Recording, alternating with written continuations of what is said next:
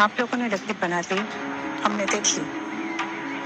अब से ये आपकी पार्किंग है और आपको पार्किंग के लिए बहुत बहुत बधाई। अब आप लोग अपना काम कीजिए और हमें अपना काम करने दीजिए।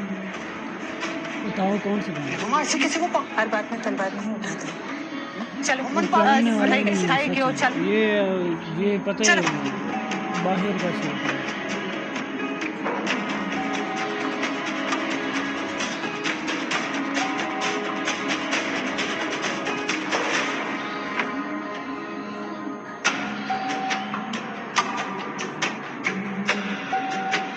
कल तेरी मम्मा ने मोटरसाइकिल मांगा था, हमने उधर जाना है, वो चीज़ें बोली, पता नहीं कपड़े सिलाई करने के लिए।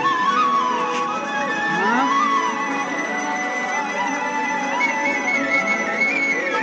भला मैं उधर कपड़े पा लवां।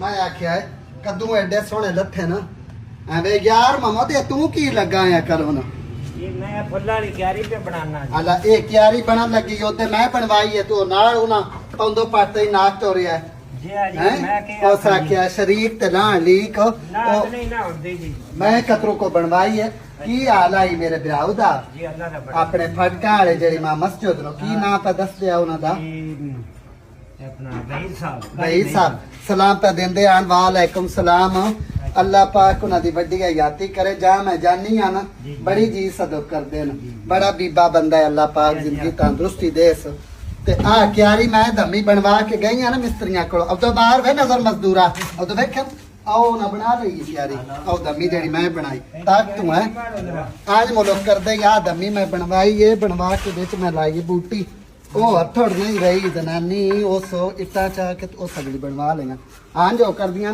हमें तू इथों तोड़ी अजे अपने माशाल्लाह और मशरूम बनू है चंगी गल मेरी पुत्रो आज जेड़ी नहीं उचेरी रखेनी है ना बल्कि वो मुड़ पटनी नहीं पाउंदी ते दिन ब दिन महंगाई भी होई ते नाले बर्तियां पाउंदियां हां ढेर सारियां बड़ा मेरी पुत्र निबड़ गया कद्दी दा सारा हो गया है माशाल्लाह काम ते मेरे पुत्र बड़ा सोहना ये मुल्तानी छोर जेड़े ना काम बड़ा सोहना करदे और आवे आउंदे आ कद्दू एडे सोहना मैं लाए नहीं उठों